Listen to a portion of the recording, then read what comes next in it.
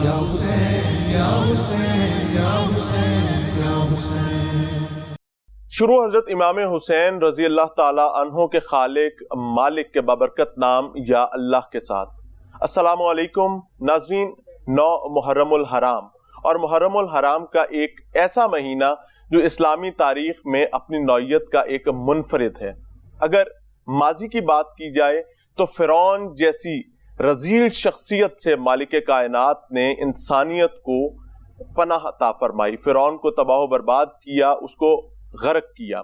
اور اگر حضرت نوح علیہ السلام کی کشتی کی بات کی جائے تو یہی مہینہ تھا جب اللہ تعالیٰ نے ان پر رحمت کی اور ان کی کشتی کو لنگر انداز کروایا، یعنی کہ آدم ثانی کے طور پر انسان کو ایک بار پھر سے کرۂ ارض پر اپنی زندگی کو شروع کرنے کا موقع دیا۔ لیکن ایک واقعہ، ایک تاریخ جو کہ اسلامی تاریخ میں بہت اہمیت رکھتا ہے، یعنی کہ نبی آخر الزمان حضرت محمد مصطفیٰ صلی اللہ علیہ وآلہ وسلم کے عظیم نواسے کی اپنے خاندان کے ساتھ، اپنے قبیلے کے ساتھ، اپنے پیاروں کے ساتھ شہادت کا معاملہ، یعنی کہ کربلا کا واقعہ بہت کچھ سکھا گیا، بہت کچھ بتا گیا اور بہت سارے چہرے بے نقاب کر گیا۔ آج اس محفل میں ہم سمجھنے اور سیکھنے کی کوشش کریں گے کہ واقعہ کربلا ہمیں کیا سکھا کر گیا، کیا بتا کر گیا۔ کیا یہ محض ایک حادثہ تھا، ایک واقعہ تھا، ایک سانحہ تھا، یا پھر یہ ہمارے لیے اللہ تعالیٰ نے ایسے اسباب پیدا کیے تھے کہ ہم آج صبر سیکھ سکیں، ہم آج یہ سیکھ سکیں کہ ظالم کے سامنے حق کی بات کیسے کرنی ہے، اور اگر اس کے لیے اپنی ہی نہیں اپنے پیاروں کی بھی قربانی دینی پڑے تو ہمیں کس طریقے سے مقدس انداز میں اس حق کو بابرکت طریقے سے لے کر چلنا ہے، چاہے اپنے پیاروں کی جان ہی کیوں نہ قربان کرنی پڑے۔ اتنا بڑا نام، اتنا بڑا کردار، اور خود کس عظیم ہستی کا نواسا، کس عظیم ہستی کا بیٹا، ماں کون، باپ کون، یہ چیزیں بہت عظیم ہیں اور سمجھنے کے قابل ہیں۔ اپنے پینل کا تعارف کروانا چاہوں گا جو آج ہمارے ساتھ اس مقدس محفل میں موجود ہیں اور سیکھنے سکھانے کی کوشش کریں گے۔ سب سے پہلے مذہبی اسکالر عائشہ شبیر صاحبہ ہمارے ساتھ موجود ہیں۔ Madam thank you very much, آپ کے ٹائم کا بہت شکریہ، اور یہاں پر جو باتیں ہم کریں اسے اللہ تعالیٰ ہمیں سیکھنے کی توفیق عطا فرمائے۔ عین الحق بغدادی صاحب ہمارے ساتھ موجود ہیں۔ سر آپ کے وقت کا بھی بہت شکریہ۔ حضرت امام حسین کی محبت کی محفل ہے اور اللہ تعالیٰ اسے ہمیں سیکھنے کی توفیق عطا فرمائے۔ سید اسامہ شاہ بخاری صاحب ہمارے ساتھ موجود ہیں۔ سر آپ کی آمد کا بھی بہت شکریہ۔ خواہش یہ ہوگی کہ بہت ساری چیزیں، بہت ساری شمع روشن کریں اور اپنے دلوں کو اس ذکر سے، اس فکر سے منور کر سکیں۔ منقبت بہت دلوں کے قریب پائی جاتی ہے کیونکہ ذکر کن عظیم ہستیوں کا ہے، اس کو سمجھنے کی ضرورت ہے، اور منقبت کے لیے ہمارے ساتھ ہماری پیاری بچیاں موجود ہیں، ہماری بیٹیاں موجود ہیں۔ ساجدہ صاحبہ ہمارے ساتھ موجود ہیں، آپ کی آمد کا بھی بہت شکریہ۔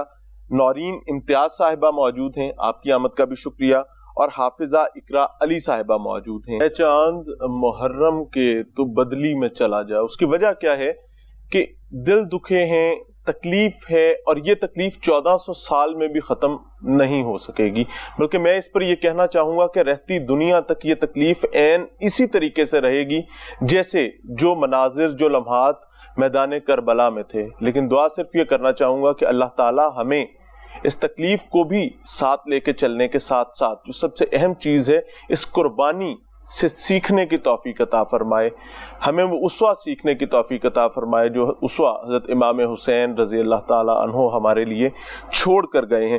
عائشہ صاحبہ آپ سے بات کا آغاز کرنا چاہوں گا کہ یوم عاشور خصوصی طور پر اس کا پس منظر کیا ہے؟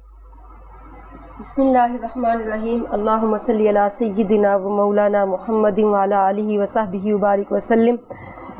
سب سے پہلے تو لاہور رنگ کی یہ ٹیم جس نے یہ کربلا کا منظر بنایا ہے اور بڑا خوبصورت سیٹ آپ نے لگایا ہے، خیمے بھی ہیں اور اس مٹی کو آپ نے اس کا بھی منظر پیش کیا ہے، تو بڑا ہی خوبصورت اور وہ یاد تازہ کروا رہا ہے۔ بے شک دلوں میں یاد ہے، تو اللہ پاک آل رسول صلی اللہ علیہ وسلم کے ساتھ آپ کی عقیدت، محبت اور مودت کو اپنی بارگاہ میں قبول و منظور فرمائے۔ سوال آپ نے بہت بڑا کر دیا ہے کہ شب عاشور اور عاشورہ کا دن جو ہے اس کا بیک گراؤنڈ، یہ بات مارکہ حق و باطل کے ساتھ ہے۔ یہ بات یہاں سے شروع ہوتی ہے کہ حق کے سامنے حق کو بلند کیسے کرنا ہے اور باطل کے سامنے سرنگوں نہیں ہونا. یہ بات شروع ہوتی ہے کہ بے شک کربلا بڑی درد بھری غم و حزن کی، مصائب و آلام کی بڑی دکھ بڑی داستان ہے، مگر یہیں پر تاریخ انسانی کی سب سے بڑی حریت فکر کا استعارہ بھی ہے. یہاں پر امام علی پاک نے اپنی جانوں کا نذرانہ پیش کر دیا، مگر یہ ثابت کر دیا کہ حق کی فکر کو باطل کی فکر کے سامنے سرنگوں نہیں ہونا دیا.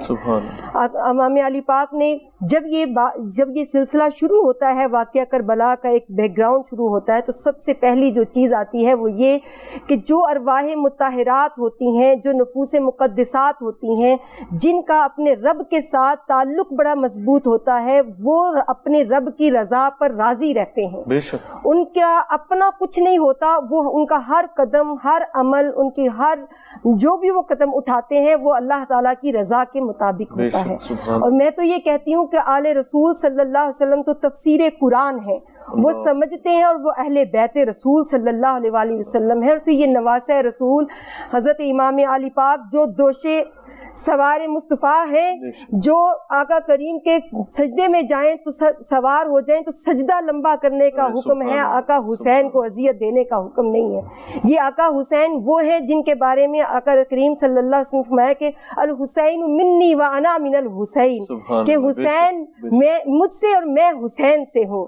جس نے حسین سے محبت کی اس نے مجھ سے محبت کی، جس نے اسے تکلیف دی اس نے مجھے تکلیف دی، اور جو اللہ کے رسول کو تکلیف دیتا ہے وہ اللہ کو تکلیف دیتا ہے. تو آقا حسین علیہ السلام کے سامنے جو سنت مصطفیٰ صلی اللہ علیہ وسلم کی تصویر ہیں، جو عملی نمونہ ہے آقا کریم کی سنت طیبہ کا، جو تفسیر قرآن ہے، جنہیں خبر ہے کہ اگر جو وہ قدم اٹھائیں گے وہ رہتی دنیا تک وہی سنت بن جائے گی. اگر آج وہ حق کے ساتھ کھڑے ہوں گے اور حق کا علم بلند کریں گے، کسی حکمت کو کسی بھی طرح سے اپنے وہ اس میں نہیں لے کے آئیں گے کہ یہ حکمت ہے، حکمت کے تحت ہی خاموش ہو جائیں یا حکمت کے تحت ہی بیعت نہ کریں اور اللہ اللہ کرتے رہیں، تو یہ ارواح مطہرات ایسی نہیں ہے. یہ وہ ارواح مطہرات ہیں جن کے بارے میں قرآن کہتا ہے انما یرید اللہ لیذھب عنکم الرجس اہل البیت ویطہرکم تطہیرا. ان کی ارواح اتنی مطہر ہیں، اتنی تطہیر ہیں کہ ان کے ہاں سے شائبہ تک بھی نہیں کسی ناپاکی کا، چاہے وہ کسی باطل کے ساتھ حکمتاً سمجھوتا کرنا ہی کیوں نہ ہو. تو آقا حسین علیہ السلام کی شخصیت جو قدم بھی اٹھاتی وہ رہتی دنیا تک سنت بن جاتی. اس لیے آقا حسین علیہ السلام نے اپنی جانوں کا نذرانہ پیش کرنا تو قبول کر لیا، سر کٹوا کر نیزے پہ چڑھانا تو قبول کر لیا، اپنے 6 ماہ کے ننھے علی اصغر سے لے کر جوان بیٹوں تک کو قربان کروا دیا، خانوادہ رسول کو قربان کروا دیا. ساری تکالیف، ساری مصائب اس لیے برداشت کر لیے کیونکہ قرآن کہتا ہے وَلَنَبْلُوَنَّكُمْ بِشَيْءٍ مِّنَ الْخَوْفِ وَالْجُوعِ وَالنَّقْصِ مِّنَ الْأَمْوَالِ وَالْأَنفُسِ وَالثَّمَرَاتِ وَبَشِّرِ الصَّابِرِينَ الَّذِينَ إِذَا أَصَابَتْهُمْ مُصِيبَةٌ قَالُوا إِنَّا لِلَّهِ وَإِنَّا إِلَيْهِ راجعون. کہ دیکھیں اللہ پاک نے ان لوگوں کے لیے جو اللہ کی رضا پر راضی رہتے ہیں ان کے لیے یہی کہا کہ جو دعوی محبت کرتا ہے اس کے ہاں سے، جو دعوی عشق کرتا ہے تو اللہ پاک پھر ان کو ابتلا بھی دیتا ہے، آزمائشیں بھی دیتا ہے.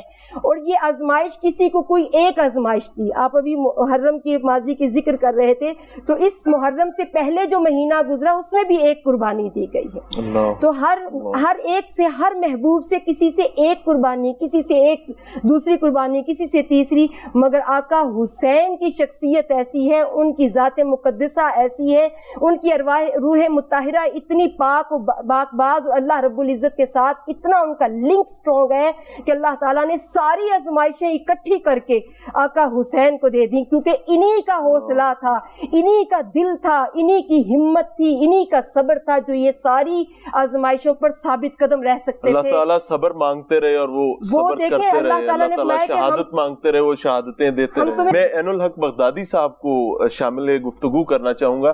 بغدادی صاحب رہنمائی فرمائیے گا کہ کوئی بھی سچویشن آتی ہے تو اس کی کچھ وجوہات ہوتی ہیں. اس قدر شر کیوں بڑھ گیا حق کے خلاف، اور حق کو اس اذیت میں مبتلا کرنے کے ساتھ ساتھ اپنا اصل چہرہ بے نقاب کیوں کر بیٹھا یہ شر؟ اسباب کیا تھے؟ جی بسم اللہ الرحمن الرحیم، اللہم صلی علی سیدنا و مولانا محمد وعلی آلہ وصحبہ وبارک وسلم۔ بہت شکریہ، آج کا یہ پروگرام اور آج کا یہ دن اور یہ مہینہ جو اس کی برکتیں ہیں، جس کی وجہ سے آج 14 صدیاں گزر جانے کے بعد بھی ہم سب لوگ اس تذکرہ کے لیے یہاں مل کر بیٹھے ہیں۔ اللہ رب العزت اس ذکر کو بھی قائم رکھے اور اس ذکر کے صدقے ہم سب لوگوں کے بخشش کا یہ سبب بھی بن جائے۔ گزارش یہ ہے کہ یہ حق و باطل کا جو مارکہ ہے یہ ازل سے چلا آ رہا ہے۔ جب اللہ رب العزت نے انسان کی تخلیق کرنا چاہی حضرت آدم علیہ السلام کی، تو تب سے ہی یہ شیطانی قوت اور یہ طاقت وہاں سے ابھر کر سامنے آ گئی۔ تو اس کے بعد سے یہ حق و باطل کا مارکہ ہمیشہ سے جاری ہے اور جاری رہے گا تا قیامت، یہ جاری رہے گا۔ اب اس میں صرف جو بات ہے وہ آزمائش کی ہے کہ اللہ رب العزت نے اپنے لوگوں کو عزیمت میں ڈال کر وہ ان کو آزماتا ہے۔ تو شیطان کے لیے یہ چیلنج دے دیا گیا ہے کہ تم جتنا بھی کوشش کر سکتے ہو وہ کر لو، لیکن جو میرے ہو کر رہ جاتے ہیں اخلاص کے ساتھ اللہ رب العزت کی محبت اور اس کی رضا کے لیے جو آپ کام کرتے ہیں، پھر ان کو اس چیز سے کوئی غرض نہیں رہتی۔ وہ اپنی دنیا کو بھی قربان کرتے ہیں، وہ اپنی اولادوں کو بھی قربان کرتے ہیں، وہ اپنی جان کی بھی پرواہ نہیں کرتے۔ یہ سب کچھ کر کے بھی وہ دین کو کم از کم بچا لیتے ہیں۔ یہی وہ حق و باطل کا مارکہ تھا کہ حضور نبی اکرم صلی اللہ علیہ وآلہ وسلم جس دین کو لے کر مبعوث ہوئے، تو آپ علیہ السلام نے کن کن کٹن مراحل سے گزر کر اس دین کو ایک نوزائیدہ بچے کی طرح جس کی پرورش کر کے اس کو اتنا جوان کیا کہ وہ اتنا پھیلا اور پھولا اور پھر وہ براعظم تک پہنچا۔ تو اب یقیناً جس انداز میں وہ دین پھیلا تھا اور جس تیزی کے ساتھ جو اس سے پہلے موجود جو شرائط تھیں ان کا خاتمہ ہوا تھا، تو یقیناً وہ بھی ان کے لوگوں کے دماغوں میں کھٹک رہی تھی چیزیں۔ پھر دور جاہلیت وہ کتنا ہی کیوں نہ عرصہ دراز سے جاہلیت کا زمانہ چلا آ رہا تھا، لوگوں کے اپنے بنائے ہوئے خدا تھے، اور سب سے بڑا خدا اپنا یہ نفس کے اندر بیٹھی ہوئی خواہشات ہوتی ہیں۔ مجھے بڑا بننا ہے، دنیا کی حکمرانی درکار ہے، دنیا کی آسائش چاہیے، دنیا کی سہولیات چاہیے۔ اور اللہ رب العزت کا بھی یہ قانون ہے کہ وہ ہر دل جو اس دنیا کے اندر آ گیا ہے وہ ضروری نہیں کہ اس کو معرفت بھی نصیب ہو۔ تو جب یہ نہیں ہوتا تو یقیناً وہ حق و باطل کا مارکہ چلتا ہے۔ لیکن اللہ رب العزت نے یہ بھی رکھا ہوا ہے کہ جب یہ چیزیں قریب ہو جاتی ہیں، یہ دونوں لائنیں ملنے کے قریب آ جاتی ہیں، اس وقت رب تعالیٰ کسی ایسی ہستی کو لے آتا ہے، پھر وہ اس خط کو واضح کر دیتا ہے حق اور باطل کے درمیان میں۔ اور وہی امام حسین رضی اللہ تعالیٰ عنہ ہیں کہ وہ اپنے نانا کے اس دین کو کہ جس کے لیے آپ نے وہ مکہ میں رہتے ہوئے قریش والوں سے کون کون سی تکالیف تھیں جو آپ نے نہیں برداشت کی اور اٹھائیں، لیکن آپ نے ہمیشہ اس دین کو بچا کے رکھا، ہجرت کر لی، حق کو بچانا تھا، حق کو ساتھ لے کر چلنا تھا۔ اسامہ شاہ بخاری صاحب کو بھی شامل کرنا چاہوں گا۔ اسامہ بھائی رہنمائی فرمائیے گا کہ ایسی وجوہات، میں چاہتا ہوں کہ ہمارے ناظرین بھی ایک بار پھر سے اس تمام چیز کو ریکال کریں کہ یہ سفر اور اس سفر کے کٹھن مراحل، میدان کربلا تک پہنچنا اور اس تمام ضمن میں حق کو سنبھال کے رکھنا، حق کو پالنا پوسنا، آگے بڑھانا اور حق کے لیے قطعی کسی قربانی سے دریغ نہ کرنا، یہ وجہ کیا تھی، اسباب کیا تھے اس کے؟ نحمدہ و نصلی علی رسول الکریم، اما بعد فاعوذ باللہ السمیع العلیم من الشیطان الرجیم، بسم اللہ الرحمن الرحیم۔ بہت اہم موضوع ہے اور میں سمجھتا ہوں ہمارے لیے بڑا اعزاز ہے کہ آج ہم سب یہاں پر ذکر امام حسین علیہ السلام کے لیے حاضر ہیں، اور ہمارے لیے بڑا شرف اور اعزاز ہے۔ شاعر نے کیا خوب کہا کہ جب ان کا ذکر کر لیا تو صبح مہک مہک اٹھی، جب ان کا غم جگا لیا تو رات مچل مچل گئی۔ آج ان کا غم بھی ہے، آج ان کا ذکر بھی ہے۔ حضرت امام حسین علی مقام، آپ ایسی ہستی ہیں جن کے والے سے آقا علیہ السلام نے فرمایا حسین منی وانا من حسین، حسین مجھ سے ہے اور میں حسین سے ہوں۔ یہ اعزاز اللہ کے رسول صلی اللہ علیہ وسلم نے اس کائنات میں صرف 2 ہستیوں کو عطا فرمایا۔ ایک آپ کے بابا حضرت علی کرم اللہ وجہ الکریم کو بیان فرمایا، علی منی وانا منک، علی تو مجھ سے ہے میں تجھ سے ہوں۔ اور دوسرا اعزاز انہی کے صاحبزادہ حضرت امام حسین علیہ السلام کو عطا فرمایا، حسین مجھ سے ہے اور میں حسین سے ہوں۔ حسین مجھ سے ہے کہ تو سمجھ آ رہی ہے کہ آقا سورج ہیں، حسین ان کی کرنیں ہیں، آقا چاند ہیں تو حسین ان کی چاندنی ہے، آقا پھول ہے تو حسین ان کی خوشبو ہے، لیکن میں حسین سے ہوں۔ یہاں پہ جو من ہے یہ تبعیض کا نہیں ہے، یہ بیان کا ہے۔ بیان کیا کر رہا ہے؟ ایک وقت آئے گا کہ جب میرا حسین کربلا کے میدان میں ہوگا تو وہ حسین نہیں ہوگا، وہ خود محمد رسول اللہ صلی اللہ علیہ وسلم ہوں گے۔ کس طرح ہے وہ؟ اسی طرح کہ اللہ کے رسول صلی اللہ علیہ وسلم نے 3 خطبات بیان فرمائے۔ ایک خطبہ ہے انی تارکن فیکم ثقلین، یہ خطبہ حجۃ الوداع کے موقع پر آپ نے مختلف خطبات جو ہے بیان فرمائے تھے۔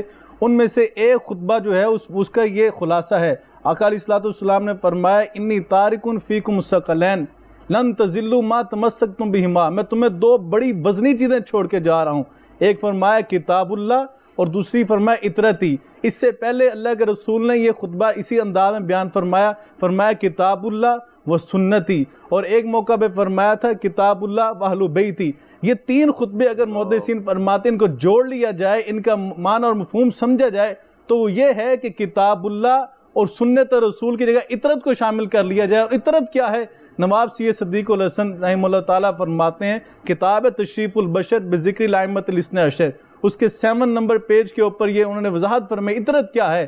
فرمایا اطرت وہ ہے جو حضرت علی المرتضیٰ کرم اللہ وجہ الکریم اور سیدہ فاطمہ الزہرا سلام اللہ علیہا کی اولاد ہے، یہ ہے اطرت رسول اللہ صلی اللہ علیہ وسلم۔ فرمایا جو سنت کا تسلسل ہے وہ اطرت رسول اللہ ہے، یعنی اطرت اور اہل بیت کا جو کردار ہوگا کربلا کے اندر وہ سنت رسول صلی اللہ علیہ وسلم ہے۔ حضرت علی المرتضیٰ کرم اللہ وجہ الکریم تشریف لائے، آقا کی بارگاہ میں حاضر ہوئے، آ کر کیا دیکھا؟ آقا علیہ الصلوۃ والسلام رو رہے ہیں، آپ کے آنسوؤں سے آپ کی داڑھی مبارک تر ہو چکی ہے۔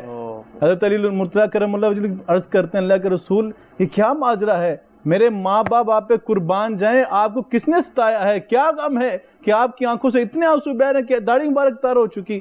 آقا علیہ الصلوۃ والسلام بیان فرماتے ہیں آج جو لوگ کہتے ہیں نا حسین کی یہ شہادت پہ رونا جو ہے جناب فلاں چیز ہے فلاں چیز، یہ پتہ چل رہا ہے کہ حسین کی شہادت پہ رونا یہ سنت رسول اللہ صلی اللہ علیہ وسلم ہے۔ اب سنیے اللہ کے رسول کیوں رو رہے ہیں۔ آقا علیہ الصلوۃ والسلام نے فرمایا ابھی میرے پاس جبریل امین آئے اور یہ اطلاع لے کر آئے کہ آپ کا بیٹا امام حسین فرات کے کنارے پر شہید کر دیا جائے گا۔ یہ سن کے میں اپنی آنکھوں پر قابو نہ پا سکا، میرے آنسو جاری ہو گئے، اور انہوں نے کہا کہ اللہ کے رسول اگر آپ چاہتے ہیں تو میں وہاں سے مٹی لا کر آپ کو دکھاؤں، وہ آپ کو مٹی پیش کروں جس مٹی پر آپ کے حسین کا خون گرے گا؟ میں نے فرمایا ہاں لے کر آؤ۔ لائی گی مٹی، اور وہ مٹی اللہ کے رسول صلی اللہ علیہ وسلم نے حضرت ام المؤمنین حضرت ام سلمہ رضی اللہ تعالیٰ عنہ کو پیش کر دی، کہا یہ مٹی کو سنبھال لو اور کسی شیشی میں ڈال لو، اور یاد رکھنا جس دن یہ مٹی سرخ ہو جائے گی یاد رکھنا میرے بیٹے امام حسین کو شہید کر دیا جائے گا۔ آپ یہاں پہ محدثین جو لکھتے ہیں کہ حضرت ام سلمہ کو کیوں دی تھی، وجہ یہ پتہ لگی بعد میں کہ اس وقت جب یہ واقعہ پیش آیا کربلا کا، ام المؤمنین حضرت ام سلمہ تمام امہات المؤمنین میں صرف وہ زندہ تھیں، انہوں نے دیکھا اس مٹی کو، جب وہ سرخ ہوگی اس دن حضرت امام حسین کو شہید کیا گیا۔ اب آپ پوچھ رہے ہیں کہ سبب کیا ہے؟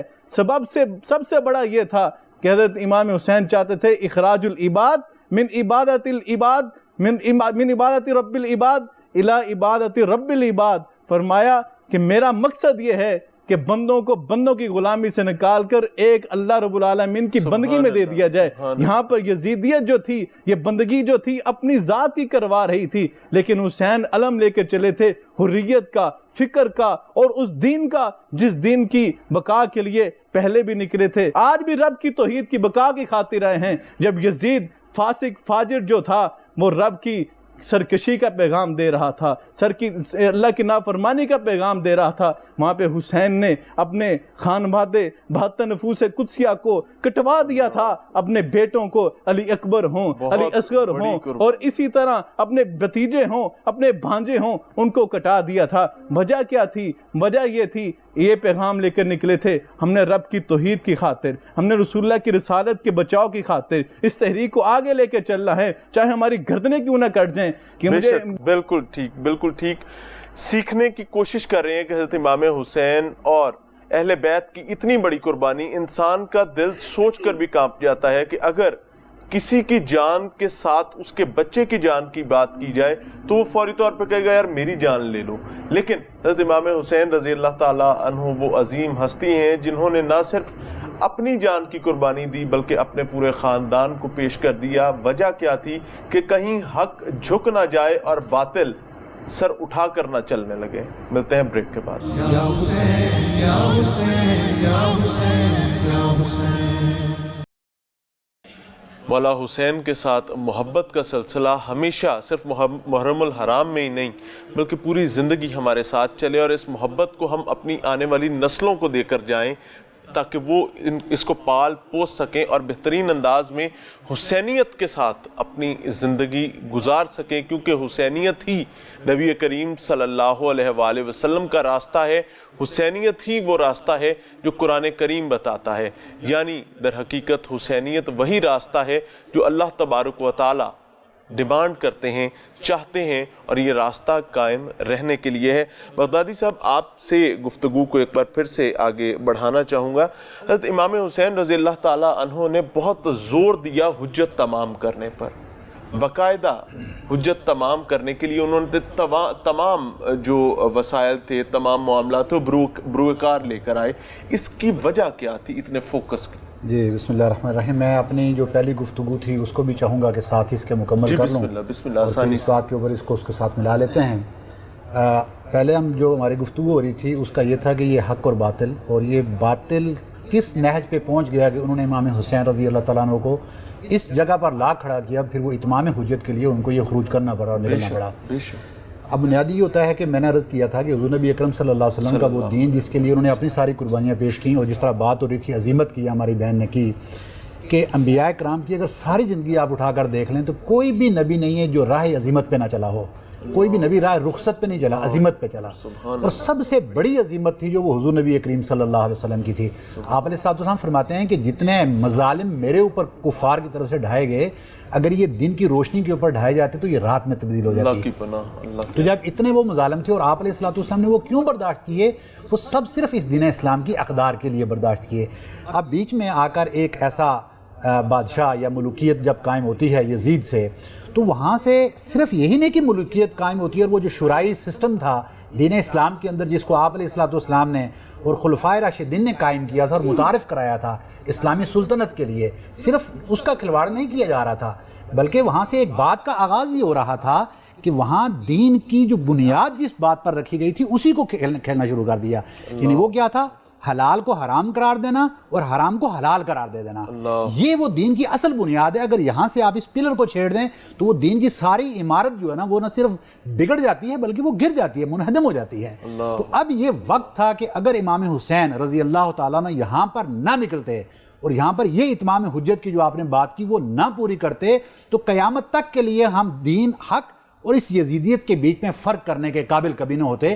ہم خود یزیدیت پر عمل کر رہے ہوتے اور ہمیں یہ پتہ نہ ہوتا کہ یہ دین ہے یا یہ یزیدیت ہے۔ تو آپ رضی اللہ تعالیٰ عنہ نے گویا کہ امت کے اوپر، امت مسلمہ کے اوپر یہ بہت بڑا احسان کیا، یعنی کہ محمد عربی صلی اللہ علیہ وآلہ وسلم نے اللہ کے احسان کے ساتھ عرب کے تاریک معاشرے کوئی نہیں، پوری انسانیت کو جلا بخشی، اور حضرت امام حسین رضی اللہ تعالیٰ عنہ کے ذریعے، ان کے خاندان کے ذریعے اللہ تعالیٰ نے اس دین کو ایک بار پھر سے استقامت دے کر ہم تک پہنچا۔ یہ احیاء دین تھا نا، اسی لیے تو کہا گیا کہ اسلام زندہ ہوتا ہے ہر کربلا کے بعد۔ اب یہ ہر کربلا کا مطلب کیا ہے؟ ہر کربلا کا مطلب یہ تو نہیں کہ جو وہ وہاں پہ کربلا کے میدان میں، عراق کے کربلا میں جو ایک واقعہ ہو گیا تو وہ واقعہ ہر سال ریپیٹ ہو رہا ہے، نہیں، بلکہ اس واقعے کو آپ اپنی زندگی کا حصہ بنا لیں، اپنے خون کے ساتھ آپ کی وہ صلاحیت کرے، اور جہاں پر بھی آپ بیٹھے ہوں وہ واقعہ کربلا آپ سے مطالبہ کرتا ہے کہ جہاں بھی وہ یزیدی فکر آ جائے گی جو آ کر حرام کو حلال، حلال کو حرام کرنے لگے، اسلام کی اقدار کے ساتھ کھیلنے لگے، دین اور کفر کے بیچ میں، دین اور فسق کے بیچ میں اس خط کو ختم کرنے کی کوشش کرے، تو وہاں پر آپ کا یہ فرض بنتا ہے کہ حسینی فکر کو زندہ کرتے ہوئے آپ اس کے خلاف کھڑے ہوں۔ بے شک ہمیں اس خط کو قائم رکھنا ہے۔ میں چاہوں گا کہ اسامہ شاہ بخاری صاحب کو بھی اسی گفتگو میں شامل کر لیا جائے۔ اسامہ بھائی، بغدادی صاحب کی جو گفتگو ہے اس سے یہ چیز سمجھ آتی ہے کہ جب وہ حق اور باطل کے درمیان موجود خط کو چھیڑا جائے، اس کو آگے پیچھے کرنے کی کوشش کی جائے، تو مطلب یہ ہے کہ اب قربانی چاہیے، اب حق کے ساتھ کھڑا ہونا ہے۔ آپ سے یہ رہنمائی چاہیں گے کہ 9 محرم الحرام کا دن ظاہر ہے بہت اہم دن تھا، اور تکلیف اس دن بڑھ گئی تھی، شدت اختیار کر گئی تھی۔ یہ دن بنیادی طور پر وہ دن تھا جس کو مہلت کے دن کے طور پر سمجھا جاتا ہے، لیکن میں یہ سمجھتا ہوں کہ وہ مہلت حق کے لیے نہیں تھی، وہ مہلت باطل کے لیے تھی کہ ابھی بھی ہوش کر جاؤ۔ آپ کیا کہتے ہیں؟ نیسم، بڑا اہم سوال ہے، اور بغدادی صاحب نے جس طرح گفتگو کا رخ موڑا ہے، میں سمجھتا ہوں کہ آج کی اس پروگرام کا حاصل بھی ہے قرآن کریم کی آیت مبارکہ لقد کان لکم فی رسول اللہ اسوۃ حسنہ، تمہارے لیے بہترین نمونہ رسول اللہ علیہ وسلم کی زندگانی ہے. اور اس طرح میں نے پہلے حدیث مبارکہ پڑھی تھی کہ حسین منی وانا من حسین، کہ کربلا کے اندر جو حسینی کردار ہے وہ اصل میں سنت نبی صلی اللہ علیہ وسلم کا تسلسل ہے، کیونکہ آقا علیہ السلام نے فرمایا تھا میں یہ قرآن اور میری اہل بیت لن یتفرقا حتی یرد علی الحوض، یہ قرآن اور میرے اہل بیت کبھی الگ الگ نہیں ہو سکتے حتیٰ کہ قیامت کے دن میرے پاس حوض کوثر پہ اکٹھے آئیں گے. اب ثابت یہ ہوا کہ کربلا میں قرآن یزید کے ساتھ نہیں تھا، قرآن حسین کے ساتھ تھا. حق یزید کے ساتھ نہیں تھا، حق حسین کے ساتھ تھا. یہاں پہ لوگ بات کرتے ہیں حق کی باطل کی ادھر ادھر کی، واضح طور پہ موجود ہے کہ جس کے ساتھ قرآن ہے حق تو اس کے ساتھ ہے. اب اللہ رب العزت نے نبی کریم صلی اللہ علیہ وسلم پہ جو وحی مبارکہ نازل فرمائی ہے ان الحسن والحسین سیدا شباب اہل الجنہ، کہ یہ جو نبی کریم صلی اللہ علیہ وسلم کے نواسے ہیں سیدنا حسن و حسین علیہ السلام، یہ جنت میں جائیں گے تو جنتی نوجوانوں کے سردار بن کے جائیں گے. اب امام حسن اور امام حسین علیہ السلام کی عمر اس وقت جوانی کی عمر نہیں تھی جب یہ حدیث مبارکہ نازل ہوئی، اس وقت آپ بچپن کی حالت میں تھے. لیکن اللہ عالم الغیب ہے، علام الغیوب ہے، اسے غیب کے علم پتہ ہے، اسے پتہ ہے کربلا کا واقعہ ہوگا. اللہ رب العزت کو معلوم تھا، اس کے باوجود اللہ رب العزت نے جو یہاں بیان فرمایا نا کہ جنتی نوجوانوں کے سردار بن کے جائیں گے، اس لیے بیان فرمایا کہ جب کربلا کا واقعہ رونما ہوگا دنیا کو یہ واضح ہو جائے گا کہ حق جنتیوں کے ساتھ ہے، جنتی نوجوانوں کے سرداروں کے پاس ہے. اور اسی طرح میں یہاں پہ عرض کرنا چاہتا ہوں، اللہ کے رسول نے فرمایا اتقوا من فراست المؤمن فإنہ ینظر بنور اللہ. مومن کے اندر جو ہے یہ فراست جو ہے یہ اللہ رب العزت کے نور کی برکت سے وہ دیکھ لیتا ہے، آنے والے حالات کا جائزہ لے لیتا ہے. امام حسین نے اپنی نگاہ بصیرت سے یہ دیکھا تھا، ان کی نگاہ میں یہ نور موجود تھا کہ جب انہیں معلوم ہوتا تھا کہ یہ یزید جو ہے یہ فاسق و فاجر، یہ مدینے کی بے حرمتی کرے گا، یہ 10,000 صحابہ کو شہید کرے گا، یہ 1,000 صحابیات کا ریپ کروائے گا اور یہ بیت اللہ کی بے حرمتی کرے گا.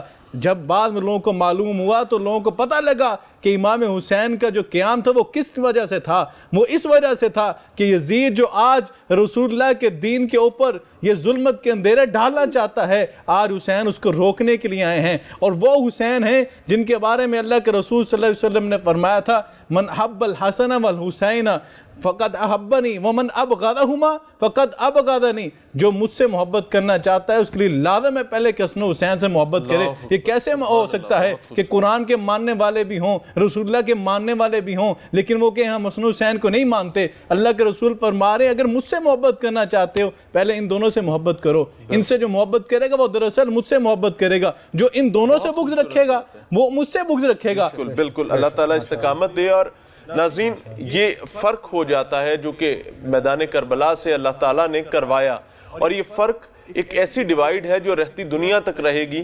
یعنی کہ جب رسالت کی بات آئے گی تب یزید کا نام لیا جائے گا، اور جب تک رسالت کے دفاع کی بات آئے گی، ایک ایسی نظام کے دفاع کی بات آئے گی جو اللہ کو محبوب تھا، تو ہمیشہ حسین کا نام لیا جائے گا. یا حسین یا حسین یا حسین یا حسین. محرم الحرام ٹرانسمیشن حسین سب کے میں ایک بار پھر سے خوش آمدید. ناظرین ذکر خیر ہے نبی کریم صلی اللہ علیہ وآلہ وسلم کے عظیم گھرانے کا، حضرت علی مرتضیٰ اور حضرت فاطمہ الزہرا رضی اللہ تعالی عنہ کے عظیم بیٹے کا، یعنی حضرت امام حسین رضی اللہ تعالی عنہ، اور ان کے خاندان کا، ان کے قبیلے کا، جنہوں نے قربانیاں دیں ہمارے لیے، اس امت کے لیے، اور کربلا کے میدان کو ہمیشہ کے لیے، اس صحرا کو، ایک ایسے صحرا کو جس میں شاید پانی کی تلاش کرنا مشکل ہے، جس میں شاید خیر کی تلاش کرنا مشکل تھی، لیکن اس صحرا کو بھی جہاں پر قربانیاں دی گئیں ہمیشہ کے لیے زندہ کر دیا، اور اس کا ذکر ہمیشہ ہوتا رہے گا. چونکہ آج اس عظیم موضوع پر بات کریں تو آج کے پرابلمز، آج کے مسائل جن کو ہمیں روزانہ کی بنیاد پر فیس کرنا پڑتا ہے، میں بغدادی صاحب ریکویسٹ کروں گا کہ یہ ہماری آخری بریک ہے، تو میری خواہش یہ ہوگی کہ ہم اپنی نوجوان نسل، اپنے پاکستانیوں کے لیے، مسلمانوں کے لیے کچھ پیغام بھی چھوڑ کر جائیں؟ جب محرم کا مہینہ آتا ہے اور خصوصی طور پر ذکر شروع ہوتا ہے حضرت امام حسین کے حوالے سے، صحابہ اکرام کے حوالے سے، نبی کریم صلی اللہ علیہ وآلہ وسلم کی تعلیمات اور اللہ تعالیٰ کے احکامات کے حوالے سے، تو سوشل میڈیا پر ایک طوفان بدتمیزی شروع کر دیا جاتا ہے، اور ایک انجانی طرف سے یا کہیں سے بھی ایک اس قسم کی شرارت کی جاتی ہے، اور اس کے پیچھے ہم بھیڑوں کی طرح ایک بھیڑ چال شروع ہو جاتی ہے. اس پر آپ کیا کہنا چاہیں گے؟ بسم اللہ الرحمن الرحیم. میں اختصار کے ساتھ، تھوڑا سا وقت بھی درکار ہوگا لیکن اختصار کے ساتھ واقعات آپ کے ساتھ شیئر کرتا ہوں. ایک تو بات 9 محرم کے حوالے سے جو ہو رہی تھی، میں آج کے ساتھ اس کو ریلیٹ کروں گا. اس میں ایک واقعہ لے کر ام البنین حضرت عباس، ام البنین کے جو صاحبزادے تھے حضرت عباس، اور ان کے 4 بھائی تھے ساتھ میں. اب ان کا جو کردار تھا وہاں پر کہ ایک ڈیلیگیشن جو آیا آخری دن بھی، اس ڈیلیگیشن میں ام البنین کے کچھ رشتہ دار بھی جو ابن زیاد کی طرف سے آ رہے تھے وہ شامل تھے. انہوں نے آ کر یعنی آتے ہوئے بھی یہ پروانہ لے کر آئے کہ جو میری بہن، یعنی وہ رشتے میں جو کہتے ہیں نا کہ اپنے خاندان کی کوئی اور اس کو بہن کہتے ہیں، تو میری بہن کے بیٹے ہیں وہاں پر امام حسین کے ساتھ، تو میں چاہتا ہوں کہ ان کو پروانہ مل جائے، کہ ان کو خلاصی مل جائے، وہاں سے ان کو چھٹکارا مل جائے. تو انہوں نے کہا جی اس کو امان چاہیے. وہ امان کا پروانہ لے کر جب ان کو آگے دیا تو پہلے تو وہ آوازیں دیتے رہے. حضرت عباس رضی اللہ عنہ کی آواز کو نہیں سنا. امام حسین رضی اللہ تعالیٰ عنہ کے کہنے پہ جب انہوں نے تاکید کی کہ آپ اس کی بات تو سن لو، تو انہوں نے جب بات سنی تو اس نے کہا کہ آپ کے لیے امان کا پروانہ ہے. تو انہوں نے آگے سے فرمایا کہ لعنت ہو تجھ پر اور تیری امان پر. تیری امان کسی بھی صورت میں رب کی امان سے اور حسین کی امان سے بہتر نہیں ہو سکتی. یہ کیوں تھا؟ یہ کون تھے؟ یہ ام البنین کے وہ بیٹے تھے جن کے لیے حضرت علی رضی اللہ تعالیٰ عنہ نے اپنے بھائی عقیل سے کہا تھا کہ انظر لی امراتن تلد لی فارسا من العرب، میرے لیے ایک ایسی عورت تلاش کرو. یہ سیدہ فاطمہ الزہرا رضی اللہ عنہ کے وصال کے بعد ایسی عورت تلاش کرو جو کہ ان خوبیوں کی حامل ہو کہ وہ میرے لیے ایک شاہ سوار پیدا کرے. اور یہ حضرت عباس اور ان کے بھائی شاہ سوار تھے کہ ایک وقت آیا جب ساتھ دینا تھا، امان بھی مل رہی ہے، پتہ ہے موت سر پر آ چکی ہے، لیکن وہ وہاں پر انہوں نے ساتھ نہیں دیا. وجہ صرف ایک تھی کہ آج میں نوجوانوں کو، آج کے لوگوں کو یہ گزارش کروں گا کہ اگر اس سنت حسینی اور امام علی رضی اللہ عنہ کی سنت کو زندہ کرنا چاہتے ہو تو صاحب اقدار اور صاحب علم عورتوں کو دیکھیں، صاحب مال عورتوں کے پیچھے مت بھاگیں جو جہیز کے چکر میں آج کل ہم بھاگ رہے ہوتے ہیں. اور اسی طریقے سے مردوں کے حوالے پھر مردوں کے اس کا نتیجہ کیا نکلے گا؟ نتیجہ وہ نکلے گا کہ حق کا ساتھ دینے میں آپ کبھی گھبراؤ گے نہیں، امان کی طرف نہیں بھاگو گے. آپ نے جو بات پوچھی کہ سوشل میڈیا کے حوالے سے اس وقت ہو رہی ہے، میڈیا ہمارا کنٹرولڈ میڈیا ہوتا ہے، انتہائی معذرت سے سارا نہیں لیکن کنٹرولڈ میڈیا ہے. خصوص میں اس میں جو آپ کو بات بتاؤں وہ سوشل میڈیا، کیونکہ یہ شتر بے مہار اس کو کہا جاتا ہے، جہاں پر اس کے اندر بہت اچھے کام ہوتے ہیں وہاں پر اس کے اندر بہت ساری خرابیاں بھی ہوتی ہیں، کیونکہ یہ میڈیا کسی کے کنٹرول میں نہیں ہے، کسی کو پتہ نہیں یہ ہینڈل کہاں سے ہو رہا ہوتا ہے. میں اس کی ایک آپ کو مثال دیتا ہوں کہ جب عراق میں اپنی طالب علمی کا زمانہ میں بھی اسامہ سے یہ بات شیئر بھی کر رہا تھا بھائی سے کہ وہاں پر ہمیں ایک پڑھایا جاتا تھا موساد کے بارے میں کہ موساد اپنی ورکنگ اس انداز میں کرتی ہے. اس پورے میں سٹوری کو نہیں سناتا لیکن اینڈ کا ایک جملہ آپ کو بتا دیتا ہوں. وہ پوری جب انہوں نے بات بتا کے تو اینڈ پہ لکھا ہوا تھا کہ آپ کو یہ سارا پڑھنے کے بعد اس آرگنائزیشن اور اسلام کے خلاف جس انداز میں یہ کام کرتی ہے تمہیں یہ پڑھ کر نفرت ہو گئی ہوگی، لیکن تم اس آرگنائزیشن کے لیے کام کر رہے ہوں گے یہ سمجھ کر کہ تم دین اسلام کی خدمت کر رہے ہو. اللہ اکبر. یہ جملہ الارمی جملہ تھا میرے لیے، جو میں اپنی زندگی میں جہاں بھی ہوتا ہوں تو میں لوگوں کے ساتھ اس کو شیئر کرتا ہوں کھلے عام، اس کو ڈر کے نہیں، کھلے عام شیئر کرتا ہوں. آج افسوس کے ساتھ ہم بھی دین اسلام کے بعد ایسے کام کرتے ہیں، سمجھ رہے ہوتے ہیں کہ ہم دین کی خدمت کر رہے ہیں، اصلاً ہم وہ یہود و نصارہ اور ہم دشمن کے جو عزائم ہیں ان کو پورا کرنے کے لیے وہ کام کر رہے ہوتے ہیں. سوشل میڈیا کے حوالے سے انتہائی میری یہ گزارش ہے جو مختصر سی ہے کہ اس کو دیکھا جائے، آپ لوگ اس کے پیچھے مت بھاگیں، جو خبر وہاں پر چلتی ہے اس کے پیچھے مت جائیں، اپنے بچوں کو جو پراپر گائیڈ لائن ہے وہ مہیا کریں، حسینیت کی جو اصل سوچ ہے وہ دیں. آپ نے جو پروگرام کا ٹائٹل رکھا ہے نا حسین سب کے، تو حسین سب کے ہیں، خدا را ان کو کسی ایک گروہ کے ساتھ مخصوص نہ کر لیا جائے. اور جو بھی بندہ جب حضرت امام حسین اور واقعہ کربلا اہل بیت اطہار کی محبت کی بات کرتا ہے تو خدا را اس کو اہل تشیع کے ساتھ اور رافضیت کے ساتھ جوڑ مت دیا جائے. اس فرقہ واریت کو ختم کرنے کی ضرورت ہے. حیثیت مسلمان اسامہ بھائی میں یہ چاہوں گا کہ حضرت امام حسین کے حوالے سے بات ہو رہی ہے اور اس عظیم کردار سے سیکھنے کی کوشش کی جا رہی ہے. آج کی نوجوان نسل کے لیے کوئی ایسا پیغام دیجئے جس سے آنے والا کل امت کا ایک طرف بڑھ سکے. دیکھیں اسوہ حسینی جو ہے ہمارے لیے بڑا اہم پیغام ہے. حضرت مولانا سید محمد داؤد غزنوی رحمہ اللہ تعالیٰ نے ایک کتاب لکھی تھی اسوہ حسین. اس کے اندر جو انہوں نے بیان فرمایا اس کے اندر یہ بیان فرمایا کہ نبی کریم صلی اللہ علیہ وسلم کی حدیث مبارکہ بھی کوٹ کی ہے. آپ علیہ السلام نے فرمایا سید الشہداء حمزہ قام عند سلطان جائر فامرہ فنہاہ وقاتلہ. سید الشہداء سیدہ حمزہ رضی اللہ تعالیٰ عنہ ہیں، لیکن وہ بھی ایک شخص سید الشہداء ہوگا جو ایک ظالم جابر حکمران کے سامنے کھڑا ہوگا، فامرہ اسے نیکی کا پیغام دے گا، فنہاہ اسے برائی سے روکے گا، فقاتلہ اسے شہید کر دیا جائے گا، وہ سید الشہداء ہوگا. اور سید الشہداء نے وہ پیغام دیا کہ صداقت بیان کرنے سے مومن رک نہیں سکتا، اتر سکتا ہے سر خوددار کا مگر جھک نہیں سکتا.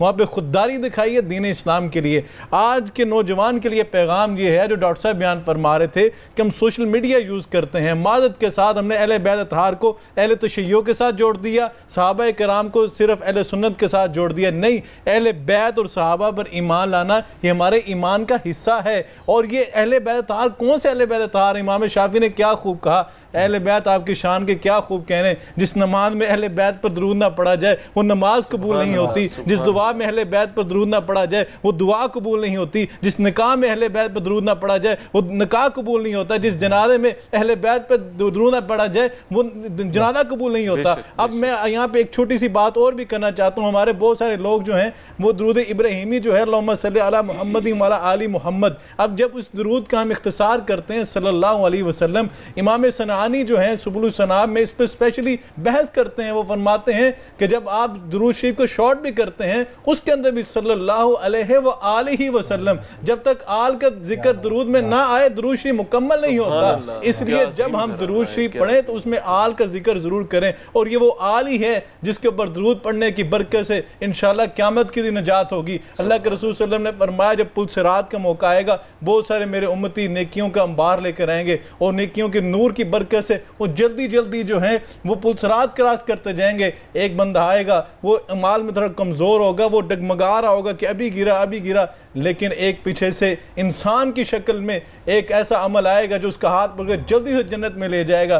فرمایا وہ درود شریف ہوگا، وہ درود شریف جو آل رسول پر اللہ کے رسول کے ساتھ پڑھا جائے گا وہ قیامت والے دن بھی ہمارے کام آئے گا. اس لیے جو ہے اللہ کے رسول صلی اللہ علیہ وسلم نے فرمایا نا کہ من حبنی وحب ہذین واباہما وامہما کانا معی فی درجتی یوم القیامہ. آج اگر ہم چاہتے ہیں نا کہ اللہ کے رسول کا پڑوس نصیب ہو جائے قیامت کے دن، اس سے بڑا اعزاز اور کوئی نہیں ہوگا. آقا علیہ السلام نے فرمایا، جامع ترمذی کی حدیث ہے، سنن ابن ماجہ میں بھی یہ حدیث موجود ہے، آپ نے فرمایا جو حسن و حسین سے پیار کرتا ہے وہ اباہما ان کے بابا علی سے پیار کرتا ہے، وہ امہما ان کی ماں سیدہ فاطمہ سے پیار کرتا ہے، کانا معی فی درجتی یوم القیامہ، وہ قیامت کے دن میرے ساتھ جنت میں ہوگا. اس سے بڑی اور سعادت اور میں سمجھتا ہوں کیا ہوگی کہ اور اگر یہ توفیق ہمیں مل گئی تو یقین مانیں اللہ تعالیٰ نے ہماری سن لی. توقیر زہرا صاحبہ انتہائی مختصر میں چاہوں گا کہ آج کے دن کے مناسبت سے کوئی پیغام دینا چاہیں آپ پوری امت کو، مسلمانوں کو، مردوں کو، خواتین کو.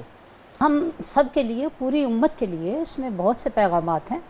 سب سے بڑا پیغام تو ہم سب کے لیے یہ ہے اور آنے والی نسلوں کے لیے یہ ہے کہ جو حق ہے وہ حسین کے ساتھ ہے. تو اپنا کردار اس طرح کا بناؤ کہ جہاں کہیں بھی آپ کو حق کے خلاف کوئی کام نظر آئے آپ اس کو چھوڑ کر مولا حسین کا اسوہ دیکھو. اور وہ اسوہ رسول ہے، کیونکہ جو کچھ رسول پاک صلی اللہ علیہ وسلم کی اسوے میں ہے وہ مولا حسین کے اندر ہے. ایک تو یہ پیغام ہے. دوسرے ہمارے بچوں کے لیے، آنے والی نسلوں کے لیے پیغام یہ ہے کہ دیکھیں جب تک ہم آل رسول کے اہل بیت کے ساتھ نہیں ہوں گے تو ہمیں قرآن کی صحیح سمجھ نہیں آئے گی. کیونکہ رسول پاک صلی اللہ علیہ وسلم نے فرمایا کہ میں 2 چیزیں چھوڑے جا رہا ہوں. ایک اللہ کی کتاب قرآن جو آسمان کے ساتھ ایک لٹکی ہوئی رسی کی طرح سے ہے، اور دوسرے میرے اہل بیت. قرآن کے ساتھ قرآن کی ہدایت حاصل کرنا چاہتے ہو تو پھر اہل بیت کے بھی ساتھ ہونا پڑے گا. جو اہل بیت نے ہمیں حیثیت دی، جو اہل بیت نے ہمیں درس دیا اور اپنی زندگی سے پوری کائنات کے لیے، قیامت تک کے آنے والے ہر انسان کے لیے جو سبق دیا ہے وہ یہی ہے کہ مولا حسین نے کربلا کے میدان میں حق اور سچ کا ساتھ دے کر کائنات کو یہ بتا دیا کہ جو کچھ حق میں ہے وہی کامیاب ہے. بے شک بے شک. یعنی کہ قرآن، اللہ کے نبی کا اسوہ اور اہل بیت یہ تینوں آپس میں ملے ہوئے ہیں، اور اگر آپ فلاح چاہتے ہیں تو ہمیں آپ کو اسی کے ساتھ چلنا ہوگا اور اللہ تعالیٰ ہمیں توفیق عطا فرمائے. عائشہ صاحب آپ سے بھی درخواست کروں گا کہ چونکہ آج 9 محرم ہے تو کوئی مختصر سا پیغام دینا چاہیں؟ دیکھیں 9 محرم الحرام کا دن بھی بڑا بھاری دن ہے. ایک ہوتا ہے کہ جب آپ رمز میں ہوتے ہیں، جنگ کے میدان میں ہوتے ہیں، تو اس وقت کی کیفیات کچھ اور ہوتی ہے، مگر میدان میں جانے سے پہلے کا جو جذبہ ہوتا ہے، جو صبر، جو حوصلہ، جو ہمت ہوتی ہے، وہ بہت کم لوگوں کے اندر ہوتی ہے. میں اس 9 محرم الحرام یا عاشوراء یا عشرہ محرم الحرام کے حوالے سے صرف اتنا کہوں گی کہ دعوت حق دینا اور حق کا ساتھ دینا 2 الگ چیزیں ہیں. حق دعوت دینا، حق کی بولنا، اور پھر حق کے ساتھ کھڑے ہونا. حق کے ساتھ وہی کھڑا ہوتا ہے جو انکار باطل کرتا ہے. اللہ، اگر بیعت کا انکار نہ کرتے تو آج میدان کربلا میں نہ ہوتی.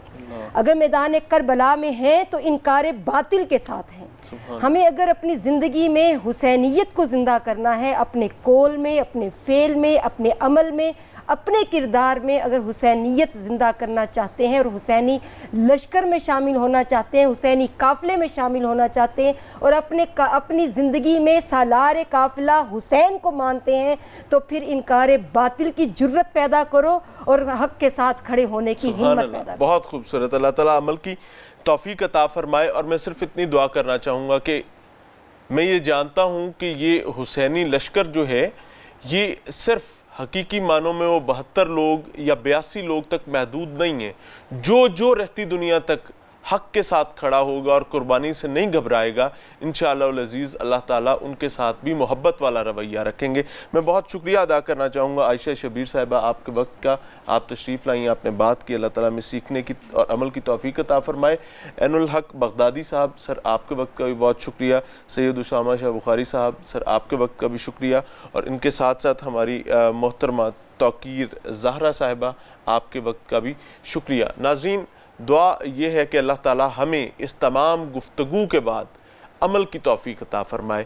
اگر یہ گفتگو، یہ محفل، یہاں بیٹھنا ایک مقصد کے لیے اپنے وقت کا استعمال کرنا عمل کے بغیر ہوگا تو یقین مانیں یہ بیکار ہوگا، اور شاید یہ بیکار سے زیادہ نقصان کا سبب ہو سکتا ہے. اللہ تعالیٰ ہمیں عمل والا بنائے، عمل کی توفیق عطا فرمائے، کیونکہ حسینیت عمل میں ہے، کیونکہ عمل کر کے دکھایا حضرت امام حسین، ان کے پیاروں نے، ان کے ساتھیوں نے. ہماری جانب سے السلام علیکم. یا حسین یا حسین یا حسین یا حسین.